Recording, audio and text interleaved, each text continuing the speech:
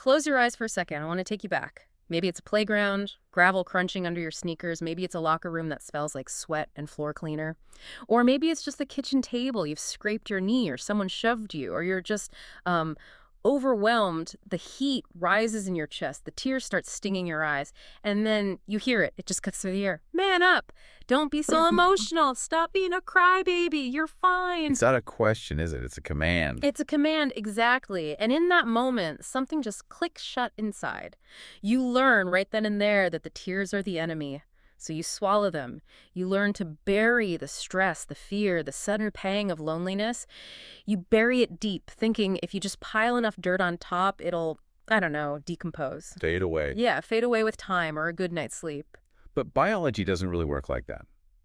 Emotions aren't biodegradable. They don't vanish just because we refuse to look at them. They calcify. And that is exactly where we are starting today. Because for so many men, that little boy grows up. He becomes a professional, a husband, a father. But that silence he learned, it transforms. It goes from a shield into this heavy, invisible weight. Today on The Deep Dive, we are unpacking a stack of sources, articles, psychological profiles, and personal essays that peel back the layers of what we're calling the silence of Atlas. It's a fitting title, Atlas, the Titan holding up the sky, never complaining, just bearing the weight. Our mission today is to look at the quiet truths of men's depression. And we need to be clear right off the bat. The sources we're looking at suggest that for many men, depression doesn't look like sadness. It disguises itself as strength, as workaholism, and very, very often as anger. And we have a lot to get through. We've got data on high-functioning depression. We're going to talk about something called alexithymia, which I just learned how to pronounce. It's a tough one. It is. And we're going to tackle why telling a guy to think positive might actually be the worst thing you can do. It often is. But let's start with that first layer you mentioned, the mask. Right. The illusion of the machine. I think when most of us hear depression, we have this stock image in our heads. We picture a guy who can't get out of bed, unwashed hair, curtains drawn, a total shutdown. And sure, clinically that exists. But the articles we read for this deep dive paint a completely different picture for a huge demographic of men. Yes. They describe the clockwork man. This is the man who wakes up the second his alarm goes off, showers, shaves, puts on the suit or the uniform. Goes to work. He hits every single deadline. He's the guy you rely on, even laughs at the jokes during the Zoom meeting.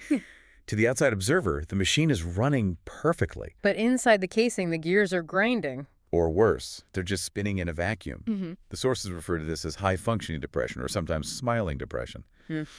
And the distinction here is critical, so I want to slow down for a second. There is a massive difference between functioning and living. Okay, let's unpack that, because I can hear a listener right now thinking, wait a minute, I work hard, I have a routine, does that mean I'm depressed? Where is the line between being a disciplined high achiever and this clockwork man? That's the key question. The difference lies in the reward circuitry. A healthy high achiever feels satisfaction when they hit a goal. They feel a dopamine hit. They feel connected to the result. The source material uses a really haunting metaphor for the depressed experience. It describes it as the color quietly draining from life. Imagine watching your favorite movie, but slowly the saturation is turned down until everything is just gray. So you're still watching the movie. You can explain the plot to someone else. You're functioning. Exactly. But you aren't feeling it. This condition is often marked by anhedonia, the inability to feel pleasure in things that used to be enjoyable. You're doing the tasks, but the spark is just gone. Every day becomes a carbon copy of the last. You're existing, but you aren't really alive. Wow, that hits hard. It's like eating ash. You're going through the motions of chewing and swallowing, but there's no flavor. And I think that's where the trap lies for men specifically. Because if you're that guy, the guy who is showing up and crushing it at work, you tell yourself, I can't be depressed. Look at my bank account. Look at my performance review. The success trap. It's one of the most dangerous myths we're tackling. The idea that depression is the disease of the weak or the lazy. One of the psychological reviews in our stack points out that often the hardest workers are the ones most afraid to stop. Because if they stop, the noise catches up to them. Precisely. Keeping busy is a way to outrun the internal noise. It's a high-speed chase. You hit the goal, you get the promotion, you buy the house. But then there's that terrifying moment when the applause stops, silence falls, and you realize nothing changed inside. That's the hollow victory. Which is terrifying. Because if success doesn't fix it, then what does? Well, realizing that success isn't proof of health is the first step. Sometimes extreme success is just proof of how well someone has learned to hide. It's a suit of armor. Everyone says, wow, look how strong that armor is, without seeing that the person inside is suffocating. Speaking of armor, that transitions us perfectly to the next major theme in these articles, the masks we wear. And the most common mask isn't a fake smile, it's a scowl. Anger. This is, in my opinion, the most misunderstood symptom of male depression. Yeah, let's get into the weeds on this, because if I see a guy yelling at a barista because his coffee is lukewarm or snapping at his kids over a spilled glass of milk, my first thought isn't, oh, that poor man is suffering from depression. My first thought is, what a jerk. Naturally. And that is the tragedy of it. But we need to look at the biology of the male response to stress. We often talk about fight or flight. Right, basic survival instinct. Well, societal conditioning has effectively wired many men to believe that flight, retreating, crying, showing vulnerability is unacceptable. It's seen as unmanly. So, when the brain is flooded with cortisol and pain, it defaults to the only option left. Fight. Fight. So the sadness gets rerouted through the anger circuit. Yes, there is a term for this in the psychological literature. Normative male alexithymia. Alexithymia. Okay, that's the word I was struggling with earlier. What does it actually mean, in plain English? It literally translates to no words for emotions.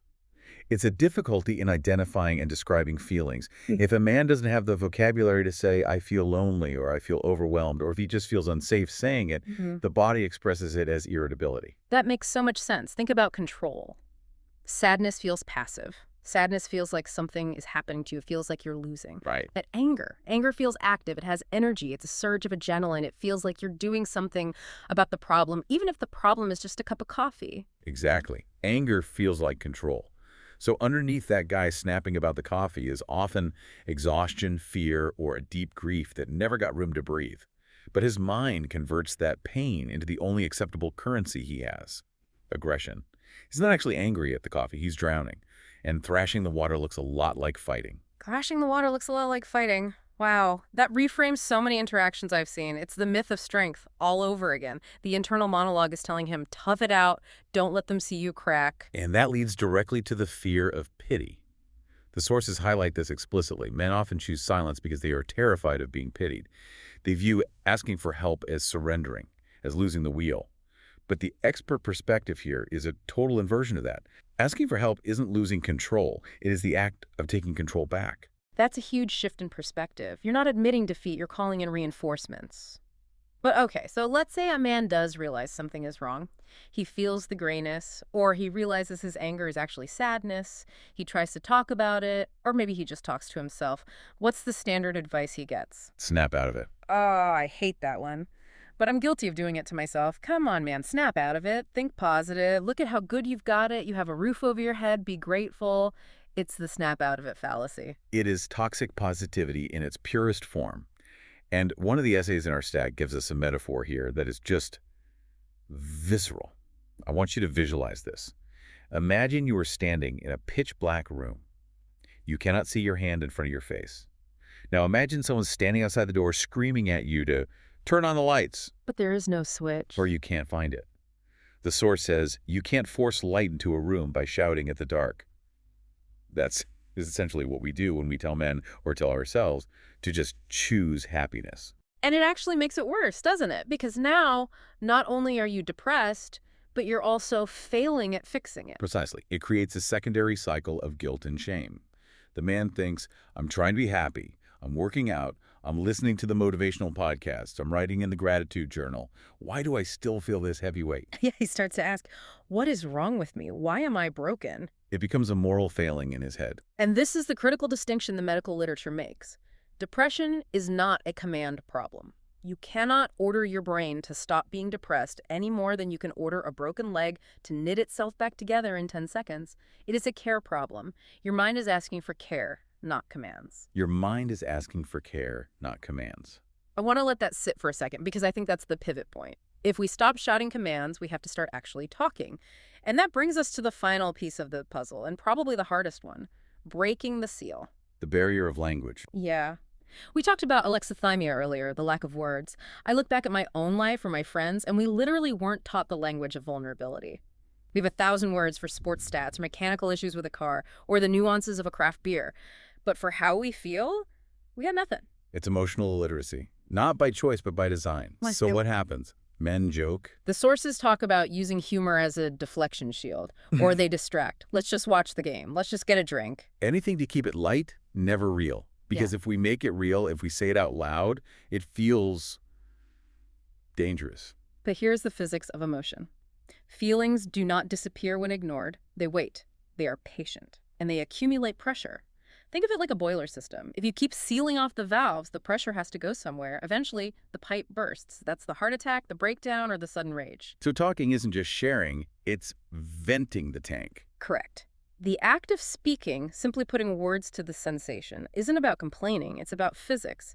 It is about giving the pain somewhere to go outside of your own body. I love that. It's not whining. It's structural maintenance. So bringing this all together, we've talked about the clockwork man, the anger disguise, the dark room.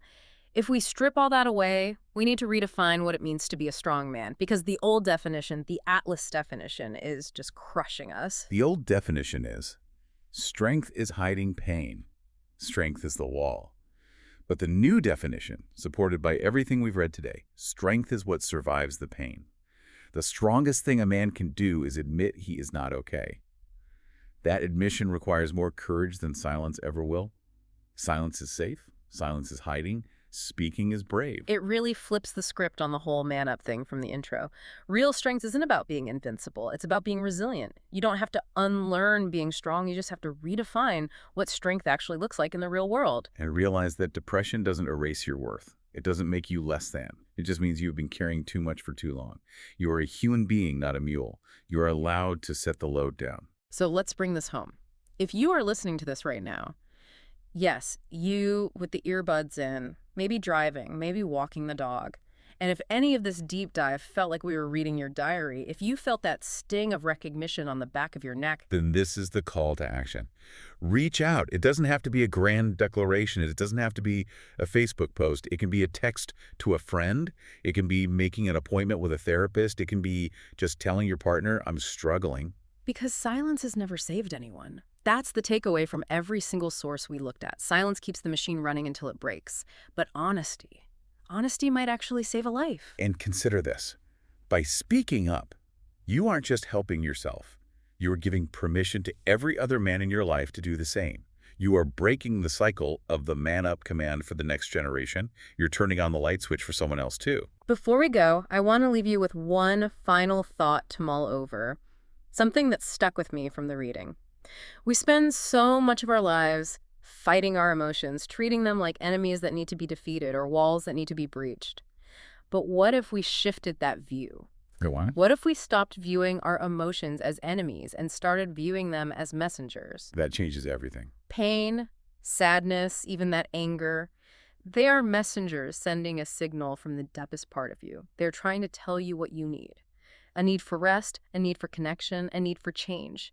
If we stopped trying to kill the messenger and started actually listening to the message, how much lighter would the weight of the world feel? A message to be heard, not a war to be won. Exactly. Yeah. Take care of yourselves out there. We'll see you on the next deep dive.